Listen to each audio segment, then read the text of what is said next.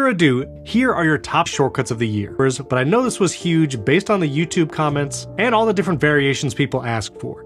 This one lets you search for a movie and then add it, including where to stream it, to reminders. Now I've also upgraded this shortcut to pull the official trailer video on YouTube and add that link to the reminder as well. So I'm gonna search for F1. You can search for any movie title you'd like. You're gonna see multiple options here, including the release year and a little summary. Choose the movie you're looking for. After a few seconds, it's gonna show you where that movie is streaming, whether it's HBO, Apple TV, Amazon, and more. I'll choose Apple TV up here. Do you wanna set an alert to remind yourself whether or not to watch it? I'll tap no alert, and then it's going to add that to my reminders list of movies, not only with where to stream it, the title and release year as the reminder title. I can tap this and it'll take me directly to the Apple TV app to stream the movie. And also, if I wanted to watch the trailer, that's linked in the reminder as well. So I can tap any of these trailer links, like this one for Spirited, and it'll bring me right to that trailer on YouTube. Quick way to find out where to stream something and also watch the trailer. Next, a little variation on the Remember This shortcut. That one is based on a screenshot, but the Save for Later shortcut is specifically for things in Safari or maybe news articles, and it will save it to an Apple Note. Now you can choose to append a single Apple Note with a bunch of things that you want to save. You can also choose to add this to reminders by changing out the last action of this shortcut, but just enable the show and share sheet by tapping the little eye icon at the bottom. And then whenever you see something online, this might be some wall art I want to get,